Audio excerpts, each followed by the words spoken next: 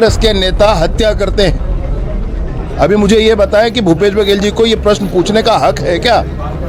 बच्चों के पीछे खड़े होकर राजनीति करने वाले, उनको हक है इस विषय पर बात करने का? और छत्तीसगढ़ में इनको 3-4 जिलों के प्रभारी बनाए गए थे। ऐसे सुरेश चंद्राकर है जो कांग्रेस के नेता और ठेकेदार जिन्होंने अभी हत्या की है। जो मोबाइल टावर लोकेशन से बहुत सारी चीजें ट्रेस की जा सकती थी, वो कहाँ थी? उसके अगले दिन जो पत्रकार हैं, वहाँ के स्थानीय पत्रकार हैं, वो उसी यार्ड पे दोबारा जाते हैं। मान लीजिए मार्केट में 100 रुपए है, इस डायरी को अगर अप्रत्याशित रूप से अगर 500 रुपए इसकी कीमत कर दी जाए तो क्या ये विषय किसी के आंखों में नहीं चुभेगा?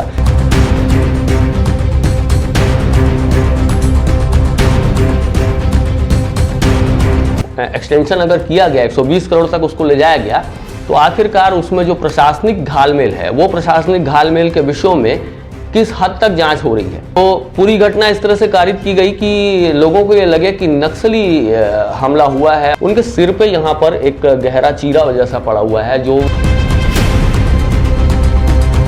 कि सिर पे 15-15 फ्रैक्चर, पसलियों का टूट जाना, दिल का बाहर निकल जाना और फेफड़ों का फट जाना, लीवर पे मार, पीठ पे मार। इसपुर थाना क्षेत्र के पोटाली गांव से दंतेवाड़ा, नारायणपुर और बस्तर दहाड़ते हुए बंदूक से निकली हुई एक गोली ने कहा है। उसके शव को तलाशने के जंगल भटकते हाथ लग रही हैं नक्सली किसी तरह। नमस्कार, मैं मुकेश चंद्राकर हूं और आप बस्तर जंक्शन देखना शुरू कर चुके हैं। नमस्कार, मैं मुकेश चंद्राकर हूँ और आप बस्तर जंक्शन देखना शुरू कर चुके हैं। ये आवाज़ मेरे ख्याल से आप लोग और हम लोग अब इस आवाज़ के लिए हमें अब तरसना पड़ेगा, क्योंकि मुकेश भाई जो अभी मेरे साथ इस जगह पे लैपटॉप पे बैठे हुए अपनी एक न्यूज़ की ब्रीफिंग दे रहे हैं, वो आज हमारे बीच नहीं है। इन विषयों पे आप लगातार खबरें देख पा रहे होंगे कि किस तरह से एक पत्रकार अपनी जीवनी को जीते हुए, अपने कर्तव्यों को जीते हुए एक भ्रष्टाचार की खबर दिखाता है और उसके बाद उसके खिलाफ एक गहरी साजिश रची जाती है। और साजिश ऐसी कि उसके बदन पर कई वार किए जाते हैं, उसके शरीर में ऐसी कोई जगह नहीं बची जहां से हड्डियां टूटी हुई हैं। पोस्टमार्टम रिपोर्ट भी आप लोगों ने बहुत सारे मीडिया संस्थानों में देखी होंगी कि सिर पे 15-15 फ्रैक्चर, पसलियों का टूट जाना, दिल का बाहर निकल जाना और फेफड़ों का फट जाना, लीवर पे मार, पीठ पे मार। इस तरह से कोई किसी को क्यों मारा है, वो अपने आप में एक हृदय विदारक बातें हैं, जिन पे सरकारी तंत्र को अपने आप में शर्मिंदा होने की ज़रूरत है। ये ऐसे पत्रकार थे जो लगातार बीजापुर, दंतेवाड़ा, बस्तर, ये सारे इलाकों में जहां पुलिस की और प्रशासनिक पहुंच नहीं भी होती थी, वहां पहुंचते थे। ग्रामीणों की जन समस्याओं को पहुंचाना इनका काम था और वो अपना काम अपने कर्तव्य से बड़ा लेकर चलते थे और सारे विषयों पे खबरों को प्रसारित करना। इवन सरकार, ये आप देख पा रहे हैं जैसे कि रोते बिलखते ग्रामीण हैं, उनकी आवाज़ को सरकार के कानों तक पहुंचाना, ये मुकेश अपना एक जिम्मेदारी समझ लीजिए या दायित्व समझ लीजिए, उसका निर्वहन कर रहे थे। और आप सभी ने इनके साथ क्या हुआ, कैसे हुआ, उन सारे घटनाक्रमों को सुना होगा, पढ़ा होगा अखबारों में। मैं कुछ विशेष पहलुओं पे थोड़ा सा संज्ञान आपका लाना चाहता हूं इन विषयों में। थोड़ा सा घटनाक्रम आपको ब्रीफ कर दूं, क्योंकि मेरा भी एक कर्तव्य है कि इनके साथ हुआ क्या। दरअसल बीजापुर इलाके में एक सड़क निर्माण की खबर जो हमारे साथी हैं मुकेश चंद्राकर, उन्होंने अपने एक साथी नीलेश के साथ में एनडीटीवी जो एक बहुत प्रसिद्ध चैनल है उस पर प्रकाशित की थी। सड़क में भ्रष्टाचार के जो सबसे बड़े गहरे घाव हैं, उन घावों को कुरेद कर दिखाया था। और इसी बात से जो ठेकेदार है जिसका नाम सुरेश चंद्राकर है, वो तिलमिला सा गया था। और लगभग ये 58 करोड़ की सड़क थी और उसका जो एक्सटेंशन है, मतलब जो सड़क निर्माण में 58 करोड़ पहले लगने थे, उसको आगे बढ़ाकर जो एक्सटेंड किया गया 120 करोड़ तक उसको पहुंचाया गया। उन विषयों पे आऊंगा मैं बाद में। तो उन विषयों पे मुकेश चंद्राकर ने दिखाया था कि जिस सड़क पे 120 करोड़ रुपए के आसपास की लागत से खर्च होना है, उस सड़क की दुर्गति कैसी है और ठेकेदार को किस तरह से प्रॉफिट या मुनाफा वो कमा रहा है। इन विषयों पे मुकेश आवाज उठा रहे थे। उस आवाज को दबाने की एक गहरी साजिश रची गई। जो ठेकेदार हैं सुरेश चंद्राकर, वो जो मेन करता धरता है, कहने की बात आ रही है सामने साजिशकर्ता के तौर पे, उनकी ओर से साजिश रची गई और इस साजिश की परिणति ये हुई कि खबर चलती है दिसंबर माह में, जो 26 या 27 तारीख को एनडीटीवी में प्रकाशित होती है, खबर दिखाई जाती है। उसके बाद प्रशासनिक हलचल उठ पड़ती है। इस सड़क के निर्माण में जो कार्रवाई है उस पर कलेक्टर दबाव बनाते हैं कि इस सड़क को फिर से बनाना पड़ेगा, आपने जितनी बनाई है उतना। ठेकेदार पे काफ़ी दबाव बन जाता है कि उस सड़क का निर्माण कार्य पहले हो चुका रहता है, उसको फिर से बनाना का एक दबाव आता है, नहीं तो उधेड़ दी जाएगी सड़क। ये सब बातें होती है, विधानसभा में ये मामला उठता है। उसके बाद में जो है कि ठेकेदार एक साजिश गहरी रच देता है और इसमें पहले टारगेट पे जो पत्रकार है, जो एक अपनी इस तरह से आवाज़, ये देखिए आप बच्चों के साथ, ग्रामीणों के साथ बैठ के, ये दूसरी खबरें हैं, इन दूसरी खबरों की तरह ही उन खबरों को वो जो बताया, उसने बताया सड़क निर्माण की, तो उसे एक कॉल आता है 1 तारीख के दिन, जो सब लोग नया साल मना रहे थे, उस दिन एक कॉल आता है। और कॉल करने वाले में रितेश, जो कि सुरेश जो चंद्राकर है उसके ठेकेदार, जो उसके भाई हैं, उनका कॉल आता है। और वो 1 तारीख को वहाँ पहुँचते हैं, जो बीजापुर का एक इलाका है, वहाँ एक ठेकेदार सुरेश चंद्राकर का एक यार्ड या बैडमिंटन ग्राउंड बोल लीजिए आप उसको, या उसके सामान जो वहाँ रखे जाते थे, एक यार्ड नुमा जगह थी, वहाँ बुलाया जाता है, साजिशन बुलाया जाता है। और उसके बाद में खाने वाने की एक प्रथा वहाँ पर की जाती है। उसके बाद में अचानक से कुछ बातें बहसों में तब्दील होती हैं और साजिश चूंकि पहले रची जा चुकी थी, रितेश के साथ उस वक्त उसका जो एक केयर टेकर या उसके कारोबार का जो देख रेख करने वाला एक महेंद्र रामटेके करके एक शख्स था, वो भी वहाँ पर मौजूद बताया जा रहा है। तो उस पर ताबड़तोड़ हमला होता है और हमले में कभी ये कहा जा रहा है, वहाँ के जो आईजी हैं, बस्तर आईजी पे जो पी सुंदरराज हैं, उनका कहना था कि एक हार्ड वेपन से, लोहे के हार्ड वेपन से जो मुकेश है उसके ऊपर हमला किया गया। लेकिन जो तस्वीरें आई हैं वो तस्वीरें विचलित करने वाली हैं, उनको हम आप साफ तौर पर दिखा नहीं सकते यूट्यूब की कम्युनिटी गाइडलाइन के तहत। उनके सिर पे यहाँ पर एक गहरा चीरा जैसा पड़ा हुआ है, जो लगभग 2 से 2.5 इंच गहरा है। तो वो गहरा घाव बताया जा रहा है कि जो उसके ऊपर, जो मुकेश के ऊपर जो वार हुआ, वो कुल्हाड़ी से वार हुआ। उसके बाद सिर पे, हाथ पैरों पे, पसलियों पे, दिल पे, इस तरह से जो ताबड़तोड़ न जाने कितने वार हुए। उनमें सिर की हड्डियों में 15 फ्रैक्चर का पाया जाना, पसलियों का टूट जाना 5 जगहों से, और दिल का फट जाना और बाहर निकल आना। और उसके बाद मतलब आप सोचिए कि उस तड़प को सोचिए, उस मतलब उसमें कितना बड़ा हमला हुआ होगा और किस तरह से चीख पुकार है। मुझे नहीं समझता कि ज़्यादा चीख पुकार की भी आवाज़, वो जो 1-2 प्रहार हैं, जो बड़े प्रहार हैं, उसी प्रहार में मुकेश शायद इस दुनिया से अलविदा हो चुके होंगे।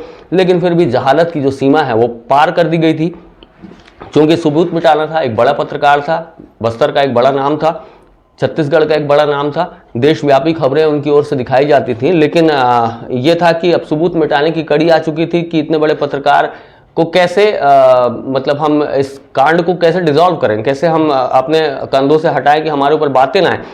तो पूरी घटना इस तरह से कारित की गई कि लोगों को ये लगे कि नक्सली हमला हुआ है और नक्सली हमले के तहत मुकेश पे हमला हुआ है। इस तरह की एक कारित करने की एक प्लानिंग थी। उसी के तहत जो ब्रूटली उसको समाप्त किया गया। उसके बाद उसको मुकेश भाई को एक जो टैंक है, टैंक के अंदर डाल दिया गया। और वो लगभग जो मुकेश के भाई हैं, युकेश चंद्राकर, उन्होंने गुहार लगाई जब 1 तारीख से वो निकले थे और 2 तारीख को वापस नहीं आए। तो उन्होंने पुलिस प्रशासन से गुहार लगाई। उनका जो चैनल है मुकेश भाई का, बस्तर जंक्शन, उसमें भी उन्होंने एक वीडियो डाली जिसमें उन्होंने निवेदन किया कि आप लोग मेरे भाई को खोजने में मेरी मदद करें, वो 1 तारीख से कहाँ निकला हुआ है, कुछ जानकारियां नहीं मिल पा रही। तो इस तरह की जो अपील थी, उस अपील पे पुलिस प्रशासन थोड़ी हरकत में आई।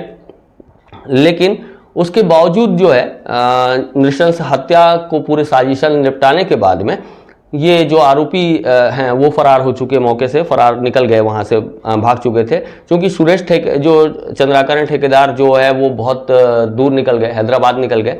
और जो बाकी हैं रितेश हो गए और आपका महेंद्र रामटेके, दिनेश चंद्राकर, ये दिनेश चंद्राकर और रितेश और सुरेश, ये तीनों भाई हैं। और मुकेश चंद्राकर भी इनके रिलेटिव में आते थे। तो ये तीनों बाद में पकड़ाते हैं। मारने के बाद में अलग अलग जगहों से पुलिस चिन्हित करके इनको पकड़ती है। और उसके बाद में अभी जो मुख्य आरोपी है सुरेश चंद्राकर, वो भी गिरफ्तार हो चुका है हैदराबाद से। तो ये सारे जो घटनाक्रम है आपने अपने टेलीविज़न पे, अपने यूट्यूब चैनल पे, आपके आसपास जो मीडिया संस्थान हैं उसमें जो प्रकाशित हो रही हैं खबरें, उनमें आप देख चुके होंगे।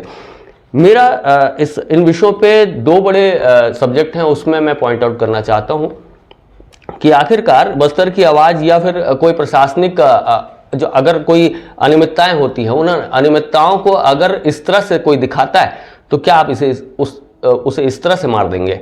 क्या आप उसकी हत्या इस तरह से करेंगे कि आगे कोई पत्रकार फिर किसी की इस तरह की कोई आवाज़ उठाने के पहले 100 बार उसे सोचना पड़े? क्या ये दहशत का वातावरण बनाने की कोशिश की जा रही है?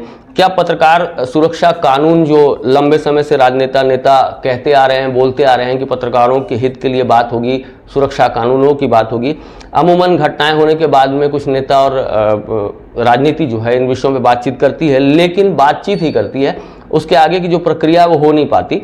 आज तक इन विषयों पे पत्रकार अपने एक संघर्ष को लड़ रहा है और साफ तौर पर ये जो घटना है इसमें जो दो बड़े विषय हैं उन पे ध्यान आकर्षण कराना चाहूँगा। पहली बात कि आप ये समझिए कि अभी जो आरोप प्रत्यारोप का दौर चल रहा है कि भाजपा की सरकार है, वो कह रही है कि कांग्रेस के समय में ये सड़क निर्माण का कार्य शुरू हुआ था, लेकिन अभी तो सरकार भाजपा की थी। अभी तो कम से कम जो 50 या 58 करोड़ का जो टेंडर था वो बता के एक्सटेंशन अगर किया गया, 120 करोड़ तक उसको ले जाया गया, तो आखिरकार उसमें जो प्रशासनिक घालमेल है वो प्रशासनिक घालमेल के विषयों में किस हद तक जांच हो रही है? क्या इसमें ये चीज़ें मंत्रियों के संज्ञान में नहीं लाई गई थी? क्या इसमें कलेक्टर के संज्ञान में, वहाँ के जो स्थानीय कलेक्टर हैं उनको संज्ञान में नहीं था कि आप इस तरह का एक्सपेंशन कैसे कर सकते हैं कि कोई अगर ये डायरी मेरे हाथ में है तो ये डायरी की कीमत अगर मान लीजिए मार्केट में 100 रुपये है, इस डायरी को अगर अप्रत्याशित रूप से अगर 500 रुपये इसकी कीमत कर दी जाए तो क्या ये विषय किसी के आंखों में नहीं चुभेगा? क्या ये दिखा नहीं होगा किसी को कि ये एक्सपेंशन हुआ कैसे हो रहा है? और अगर चलिए मान लेते हैं कि कांग्रेस के राज में भी ये सब सारी चीजें की गई हैं भाजपा के मुताबिक, तो भाजपा की सरकार तो अभी नियंत्रण में चल रही है। भाजपा की सरकार चाहती तो इन विषयों पे पहले भी जांच कर सकती थी, लेकिन इन विषयों पे जांच न जाने क्यों, किन कारणों से नहीं हो पाई। अब वो सवाल है, एक बड़ा सवाल है। अभी जो जांच कमेटी जांच करेगी उसमें एक पॉइंट अगर ये जोड़ लें तो उनमें बहुत सारे जो अधिकारी हैं, बहुत सारे जो इस तरह के जो कागज का पेपर वर्क करते हैं ना, वो भी रणनीतिकारों का हिस्सा बनेंगे। जो इस तरह का जो जनता के पैसों की बर्बादी होती है, उन जनता के पैसों की बर्बादी के पीछे उनका कितना हाथ है वो भी बाहर आना चाहिए। हमारी भी एक आवाज़ है, बाहर आना चाहिए। दूसरी बड़ी बात कि अगर मुकेश को मार दिया गया, इस तरह से मार दिया गया, अगर वो 1 तारीख से लापता थे, 2 तारीख को उनके भाई जो हैं युकेश चंद्राकर थानों में जाकर एसपी साहब से मिलकर बड़े बड़े पुलिस अधिकारियों को ये बताने की कोशिश करते हैं कि मेरा भाई अब तक लौटा नहीं है, तो उसके उनके बोलने के बाद में ये पुलिस इन्वेस्टिगेशन होती है। पुलिस इन्वेस्टिगेशन का जो पैरामीटर है वो जाता है सुरेश जो चंद्राकर है ठेकेदार, उसके यार्ड तक भी जाता है, लेकिन वहां से वापस बैरंग लौटता है। तो जो पुलिस का इंटेलिजेंस फेल्योर है, पुलिस की जो बोलना चाहिए कि इंटीग्रेटेड हाईटेक जो सोफिस्टिकेटेड सुविधाएं हैं वो कहाँ थी? वो जो मोबाइल टावर लोकेशन से बहुत सारी चीज़ें ट्रेस की जा सकती थी वो कहाँ थी? उसके अगले दिन जो पत्रकार हैं, वहाँ के स्थानीय पत्रकार हैं, वो उसी यार्ड पे दोबारा जाते हैं, गूगल मैप लोकेशन के जरिए उस जगह पे जो मुकेश चंद्राकर हैं उनका लोकेशन पाया जाता है। उसके बाद फोर्सफुली कहा जाता है पुलिस प्रशासन को कि ये जो टंकी है ये नई बनी हुई है, इस टंकी में कोई आउटलेट या इनलेट नहीं दिख रहा है, उसमें कहीं से भी कोई गैप नहीं दिख रहा है, उसको फुलफिल करके उसको पूरा नया तरीके से कब्रगाह जैसा एक निर्माण किया गया है जो अनुचित दिख रहा है।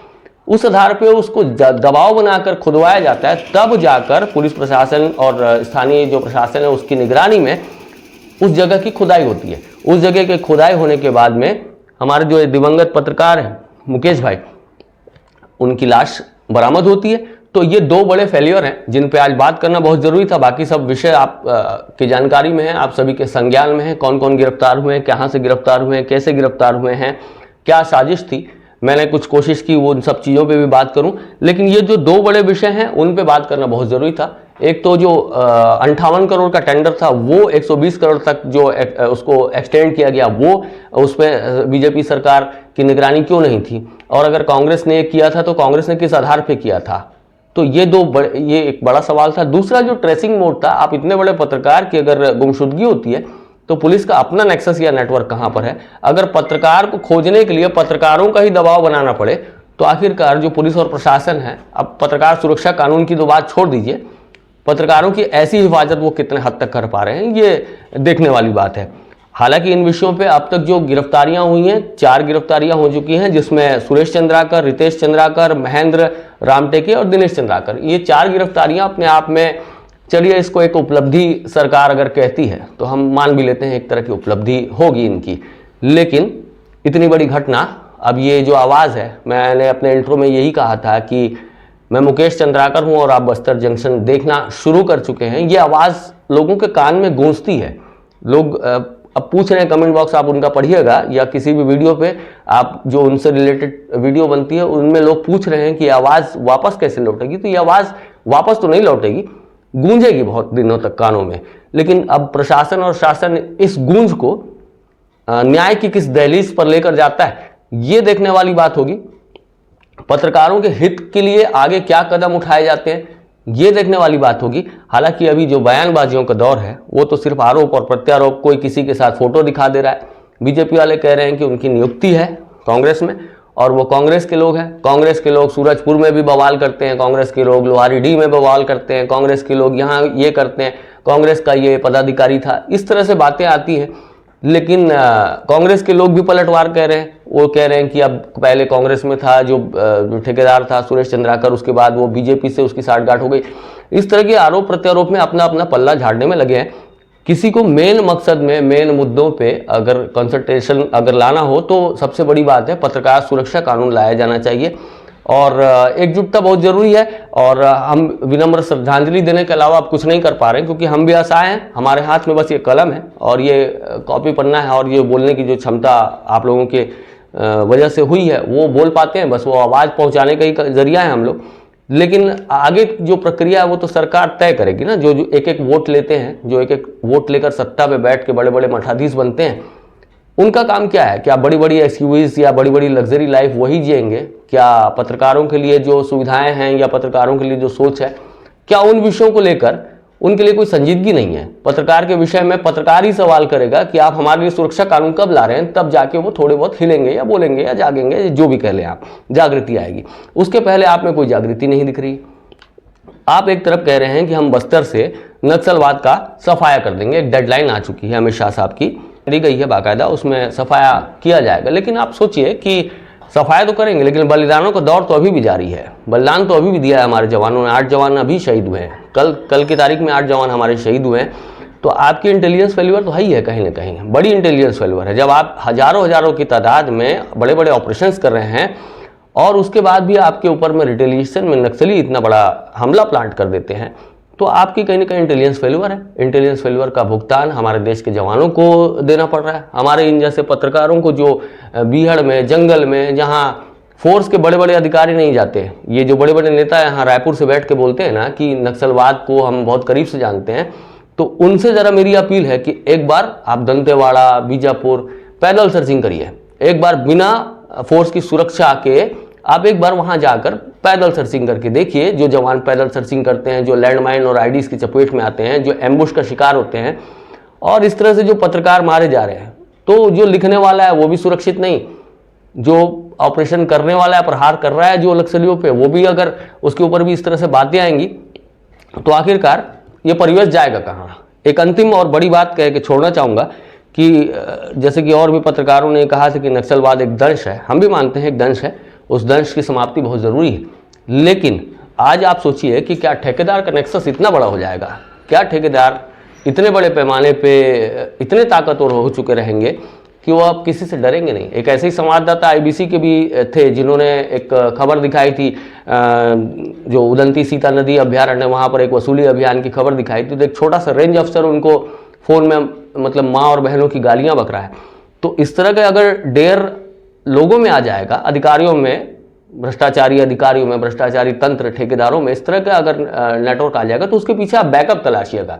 ज़रूर इन लोगों को कहीं ना कहीं से बड़े बैकअप रहते हैं, तभी जाकर ये इस तरह की आवाज़ें और इस तरह के घिनौने कृत्य करते हैं जो मुकेश चंद्राकर के साथ हुआ। तो मैं अपने कई सवाल आपके सामने छोड़ जा रहा हूँ। आप इन विषयों पे क्या विचार रखते हैं? आपकी क्या सलाह है? क्या कहना चाहते हैं? और आपके विचार ज़रूर रखिएगा, क्योंकि आपके विचार कीमती हैं। मुकेश भाई को आप सभी ने श्रद्धांजलि दी है। माफ़ी चाहूँगा कि मैं थोड़ा सा अस्वस्थ और पारिवारिक कारणों से लेट आकर अपनी ब्रीफिंग दे रहा हूँ, तो मेरी भी श्रद्धांजलि है ही है। और मैं चाहूँगा सरकार से अब इन विषयों पे आप थोड़े संजीदा हो जाएं। बाकी हमारा तो काम है, लिखना पढ़ना हमारा काम है, और अगर इस लिखते पढ़ते में अगर हमारी भी जान चली जाए तो वो भगवान की मर्जी है। आगे आप लोग इस विषय में क्या कदम उठाते हैं, कदम दिखने चाहिए, मेरा कहने का मतलब है कदम दिखना चाहिए, सबका भला होना चाहिए। बहुत बहुत धन्यवाद। और निश्चित रूप से सरकार ने कठोरतम कदम उठाया। उसके जितने अवैध ठिकाने थे उसमें बुलडोजर चला के भी इच्छा शक्ति दिखा दी कि छत्तीसगढ़ में इस प्रकार की हरकत कोई करेगा उसे कुचल दिया जाएगा, और निश्चित रूप से कठोरतम कार्रवाई भी होगी, क्योंकि इतना निर्मम हत्या है कि वो निश्चित रूप से उन सबको कड़ी से कड़ी सजा मिलेगी। पत्रकार सुरक्षा कानून की बात सामने आई थी, और जो बीजेपी ने मैनिफेस्टो में कहा भी था कि पत्रकारों के लिए ऐसा होगा, लेकिन अब तक नहीं बना। निश्चित रूप से लंबे समय से लंबित है, मगर पत्रकार सुरक्षा के लिए जितने भी कानून बनाने की व्यवस्था है विधानसभा में इस विषय में आएगा, और जो पेंडिंग मामला है उसका निराकरण भी करेंगे। सूरजपुर की घटना में कांग्रेस के NSUI के जिला के अध्यक्ष सम्मिलित थे। उन्होंने बाद में उसको निष्कासित किया, उसका अपॉइंटमेंट दिया, वो लेटर भी निष्कासित किया, वो लेटर भी सबके सोशल मीडिया पे। अभी इस घटना में यह भी कांग्रेस के राष्ट्रीय टीम ने, इंडियन नेशनल कांग्रेस ने, 24 अकबर रोड वाले कांग्रेस ने इनको महाराष्ट्र में एक विधानसभा का प्रभारी बनाया था, और छत्तीसगढ़ में इनको 3-4 जिलों के प्रभारी बनाए गए थे। ऐसे सुरेश चंद्राकर है जो कांग्रेस के नेता और ठेकेदार जिन्होंने अभी हत्या की है। बलौदाबाजार प्रकरण हुआ है, बलौदाबाजार के प्रकरण में कांग्रेस के अनेक नेता जेल में हैं, उनका विधायक भी जेल में। कांग्रेस के नेता मंच पर खड़े होकर वो विधायक कहती हैं कि बलौदाबाजार की तरफ फिर हमको मारपीट और लूटपाट करना है, वैसे ही तोड़ फोड़ करना है। मैं आपसे पूछना ये चाहता हूँ कि ये क्या चल रहा है, ये क्या चल रहा है? इन्होंने 5 वर्षों में क्या किया भाई? 5 वर्षों में क्या जड़ें बिठा कर रखी हैं जो ये सब हो रहा है? समझना पड़ेगा। मैं आपसे बिल्कुल आग्रहपूर्वक इस बात को कहता हूं कि ये जो कार्यवाही अभी जो कुछ घटना हुई है उसमें 11 सदस्यीय SIT का गठन कर दिया गया है। इसमें उनके अवैध ठिकानों को नस्तनाबूद करने की काम किया गया है। उनके खाते सील, 3 खाते अभी तक सील किए जा चुके हैं भाई उनके। और उसके सिवा हम कोशिश ये करेंगे कि जो फरार है वो पकड़ा जाने के बाद 4 हफ्ते के अंदर अंदर हम जांच पूरी करके चालान पुटअप करा दें, स्पीड ट्रायल करा करके उसको दंडित करवाने का काम करवा दें। ये सब कुछ हम करेंगे। साथ ही साथ 25 दिसंबर को NDTV यानी किसी टीवी के माध्यम से 25 दिसंबर को जब चैनल पर न्यूज़ आया था जिसमें हमारे मुकेश चंद्राकर जी ने अभियान करके उसको उजागर किया था, उसी दिन उसकी जांच की कार्यवाही शुरू हो गई थी। उसी दिन उसके जांच का गठित हो गया था। उसी दिन जांच का गठित हो गया था। मेरी बात सुन लो भाई 1 मिनट। उसी दिन उसकी जांच कमेटी गठित हो गई थी, और उसके बाद 1 तारीख को यह घटना होती। कांग्रेस के नेता हत्या करते हैं। अभी मुझे ये बताएं कि भूपेश बघेल जी को ये प्रश्न पूछने का हक है क्या? बच्चों के पीछे खड़े होकर राजनीति करने वाले, उनको हक है इस विषय पर बात करने का? साहब एक बड़ा सवाल है, जैसे कि जो सड़क निर्माण का काम था वो 50 से 55 करोड़ का था, उसको एक्सटेंशन देके 120 करोड़ तक ले जाया गया। तो इसमें क्या लगता है जो अधिकारी हैं उन्होंने समूचा कार्यकाल कांग्रेस का रहा है। अभी तो जांच हो रही है। समूचे कांग्रेस के कार्यकाल में ये सब किए गए भाई। अभी जांच चल रही है, और मैंने PWD मिनिस्टर जी से बात भी की है कि आप इसका ही जांच कराएंगे, अन्य भी उसके कामों का जांच कराएंगे। इनके सारे कामों का जांच होगा भाई। PWD के माध्यम से जो हो रहा है वहाँ पर सभी कामों का जांच होगा। मैं आपसे बड़ी स्पष्टता के साथ इस बात को कहना चाहता हूँ कि जो सरकार पुरानी स्वयं शराब के घोटाले में जिसके अधिकारी जिसके नेता जेल में हो, वो सरकार जो कोयले के घोटाले में जिसके अधिकारी नेता जेल में हो, वो सरकार जो PSC के घोटाले वाले जिसके अधिकारी और नेता जेल में हो, वो प्रश्न पूछेंगे इस विषय पर। दर्दनाक है। और ऐसे लीडर और निर्भीक चंद्राकर जो हर वहाँ के तस्वीर को साक्षात लोगों के सामने प्रस्तुत करने वाले, शायद यही एक कारण बना उनकी हत्या का। क्योंकि ऐसे लोग घबरा गए थे जो कुकृत्य में लगे हैं, जो ऐसे षड्यंत्र में लगे हैं, जो लोग गलत काम में लगे हैं, नक्सली मूवमेंट को जो उजागर कर रहे थे जाके। एक बड़े अधिकारी का जो अपहरण हुआ था, इसी चंद्राकर जी के कारण ही वो वापस आए थे, और आज उनकी हत्या हो गई है। बहुत दुखद है। मैं उनको अपनी श्रद्धांजलि अर्पित करता हूँ। और इसकी उच्च स्तरीय जांच हो, उसके लिए भी चर्चा शुरू हो गई है। मेरे तरफ से भी मैं व्यक्तिगत रूप से इसके लिए प्रयास करूँगा। क्या माना जाए? जो आप बीजेपी की मैनिफेस्टो कमेटी के अध्यक्ष भी रहे हैं, आपने घोषणा पत्र बनाया था, पत्रकार सुरक्षा कानून की क्या स्थिति हो सकती है? क्या मांग करेंगे कि नहीं, पत्रकार सुरक्षा करेंगे, कानून उसमें भी लागू होना चाहिए छत्तीसगढ़? हाँ, निश्चित रूप से होना चाहिए, यहाँ भी होना चाहिए, पूरे देश में होना चाहिए, क्योंकि इस तरह के जो कृत्य हो रहे हैं उससे और ज़्यादा बल मिलता है ऐसे